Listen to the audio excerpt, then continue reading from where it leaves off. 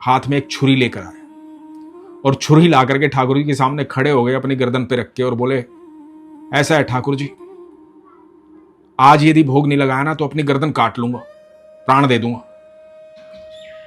महाराष्ट्र में वैसे तो बहुत सारे संत हुए हैं, लेकिन एक संत हुए नामदेव जी, बड़े अद्भुत संत थे, विट्ठल भगवान के अनन्य भक्त, ठाकुर जी से बड़ा प्यार करते थे। तो हुआ यूं, जब छोटे से थे तो उनके नाना जी ठाकुर जी की सेवा करते थे। अब नाना जी ठाकुर जी की सेवा करते थे तो नामदेव जी उनको देखते थे सेवा करते वक्त। तो जैसे जैसे नाना जी सेवा करते थे वैसे ही घर के बाहर आकर के एक पत्थर रख के उसको भगवान मान करके नामदेव जी उनकी सेवा करते थे। तो कई बार नाना जी से जिद करते थे कि नाना जी मुझे भी सेवा करने दो ठाकुर जी की, मुझे सेवा करनी आती है, जैसे आप करते हो ना वैसे ही मुझे भी करनी आती है, मुझे भी सेवा करने दो। तो नाना जी कहते थे, बेटा थोड़ा बड़े हो जाओ, मौका मिलेगा तुम्हें भी, जब बड़े हो जाओगे तो जरूर करना सेवा ठाकुर जी की। नामदेव जी बड़े बेचैन रहते थे, कब मौका मिलेगा, कब बड़ा होऊंगा, कब ठाकुर जी की सेवा करूंगा। एक बार हुआ यूं, नाना जी को किसी काम से बाहर जाना पड़ गया कई दिन के लिए। तो नाना जी ने नामदेव से कहा कि नामदेव, मैं जा रहा हूं बाहर और अब तुम्हें ठाकुर जी की सेवा करनी है। तुम कह रहे थे ना तुम्हें ठाकुर जी की सेवा करने आती है, तो बड़े ध्यान से सेवा करना ठाकुर जी की, भोग समय पर लगाना, और जब ठाकुर जी ग्रहण कर लें तभी भोग ग्रहण करना, तुम भी तभी भोजन करना। जब तक ठाकुर जी भोग ना लगाए तब तक भोग नहीं लगाना है तुम्हें। तो नामदेव जी तो मन ही मन बहुत खुश हो गए, मौका मिल गया। नाना जी चले गए। अब नामदेव जी बड़े प्रसन्न थे, ठाकुर जी की सेवा का मौका मिल गया, सेवा करनी है अब मुझे। तो नामदेव जी ने ठाकुर जी को दूध का भोग लगाया और ठाकुर जी को बोले, ठाकुर जी भोग लगाओ। अब दूध सामने रख दिया, इंतजार कर रहे हैं कि ठाकुर जी भोग लगाएंगे, ठाकुर जी पिएंगे, उसके बाद मैं कुछ भोजन करूंगा। लेकिन दूध सामने ही रखा है, अब ठाकुर जी सामने ही खड़े मुस्कुरा रहे हैं। तो नामदेव जी बोले कि ठाकुर जी मैं नया नया हूं सेवा में, कुछ गलती हो गई हो तो बताओ, मैंने बड़े प्यार से दूध बनाया है, बहुत स्वादिष्ट है, पी के देखो, आनंद आएगा आपको। तो ठाकुर जी तो वैसे ही खड़े मुस्कुरा रहे। नामदेव जी को लगा कि हो सकता है कि मैं सामने खड़ा हूं इसलिए नहीं पी रहे। तो नामदेव जी दूसरी तरफ चले गए पर्दा लगा करके, थोड़ी देर बाद आके देखूंगा। तो थोड़ी देर बाद नामदेव जी आए। नामदेव जी ने देखा कि दूध वहां का वहां रखा हुआ है, वैसे का वैसा रखा हुआ है, ठाकुर जी ने पिया ही नहीं। तो नामदेव जी इंतजार करने लगे कि पता नहीं क्यों नहीं पिया, क्या बात हो गई। ठाकुर जी से बोले, ठाकुर जी कुछ कमी रह गई हो, कुछ और चाहिए हो तो मुझे बताओ, पर भोग तो लगा लो आप। तो नामदेव जी दूर चले गए कि शायद लगा लेंगे, अपने आप लगा लेंगे, जब मन आएगा तब लगा लेंगे, अभी पीने का मन नहीं होगा।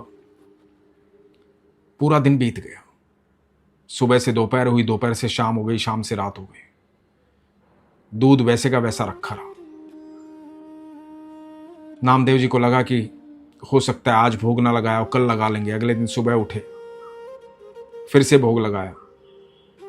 अभी तक नामदेव जी ने भी कुछ ग्रहण नहीं किया था, क्योंकि ठाकुर जी ने भोग नहीं लगाया था, इसलिए ग्रहण नहीं किया था। फिर दूध का भोग लगाया। अब दूध का भोग लगाया, फिर सुबह हुई, सुबह से दोपहर हुई, दोपहर से शाम हुई, फिर रात हो गई, दूध ऐसे का ऐसा रखा रहा। आज भी नामदेव जी ने कुछ नहीं खाया था। नामदेव जी को रात को नींद नहीं आ रही थी। नामदेव जी को डर लग रहा था कि मैं ठाकुर जी की सेवा ढंग से नहीं कर पाया, ठाकुर जी ने भोग नहीं लगाया तो नाना आगे से मुझे सेवा नहीं देंगे, और नाना जब आएंगे तो पूछेंगे कि ठाकुर जी को भोग लगाया कि नहीं लगाया, और मैं बताऊंगा कि भोग तो लगाया पर ठाकुर जी ने ग्रहण नहीं किया। इसका मतलब ठाकुर जी मेरी सेवा से प्रसन्न नहीं है, खुश नहीं है। पर ऐसे तो गलत हो जाएगा, मुझे सेवा नहीं मिलेगी दोबारा। इस बात की चिंता नामदेव जी को सता रही थी, परेशान हो रहे थे कि क्या करूं, समझ में नहीं आ रहा। तीसरा दिन आ गया। तीसरे दिन फिर भोग लगाया, दूध लेके आए, बोले ठाकुर जी आज तो भोग लगा लो, 2 दिन हो गए हैं, कोई भी नाराजगी है तो माफ कर दो, पर आज भोग लगा लो। अब ठाकुर जी को भोग लगाया, दूध दे दिया, कहा कि भोग लगाओ, चले गए। दोबारा आकर के देखा, दूध वैसे का वैसा रखा हुआ है। मन परेशान हो गया, वापस चले गए। थोड़ी देर बाद आए, हाथ में एक छुरी लेकर आए और छुरी ला करके ठाकुर जी के सामने खड़े हो गए अपनी गर्दन पे रख के और बोले, ऐसा है ठाकुर जी, आज यदि भोग नहीं लगाया ना तो अपनी गर्दन काट लूंगा, प्राण दे दूंगा, भोग लगा लो। 3 दिन हो गए हैं, ना गलती बताते हो, ना नाराजगी बताते हो, ना भोग लगाते हो। भोग लगा लो, नहीं तो गर्दन काट दूंगा। और छुरी रख दी गर्दन पर। बताते हैं ठाकुर जी स्वयं प्रकट हो गए, नामदेव जी का हाथ पकड़ लिया और बोले कि नहीं नामदेव, मैं भोग लगाऊंगा। और दूध लेकर के ठाकुर जी पीने लगे। जब ठाकुर जी पीने लगे, थोड़ा सा पी लिया, उसके बाद नामदेव जी ने ठाकुर जी का हाथ पकड़ लिया और कटोरा ले लिया दूध का। बोले कि मैं भी 3 दिन से भूखा हूं, हाँ आप ही भोग नहीं लगाओगे, मुझे भी पीना है, मुझे भी पीने दो। तो नामदेव जी की सरलता से ठाकुर जी प्रसन्न हो गए और नामदेव जी को बड़ा आनंद आ गया। 2-4 दिन के बाद नाना जी आ गए। नाना जी ने आते ही पूछा कि ठाकुर जी को भोग लगाया समय से? ठाकुर जी ने भोग ग्रहण किया? तो नामदेव जी ने बताया कि अरे ठाकुर जी तो मस्त दूध पीते, पूरा दूध पी लेते, अपने आप दूध पी लेते।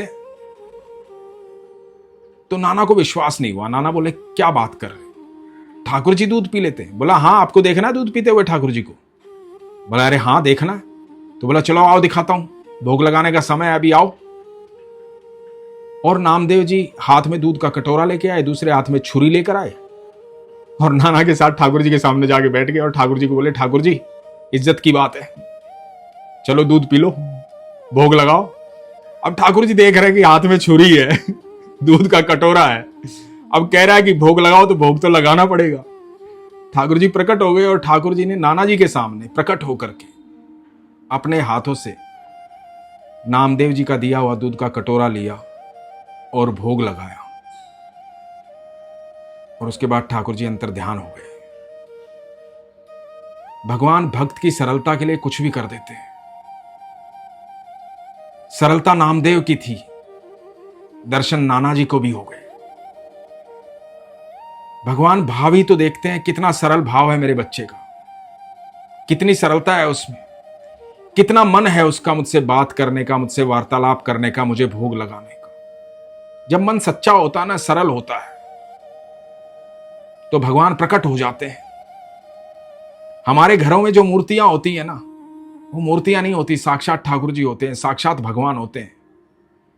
पर भगवान विराजमान होते हैं भक्त के भाव से।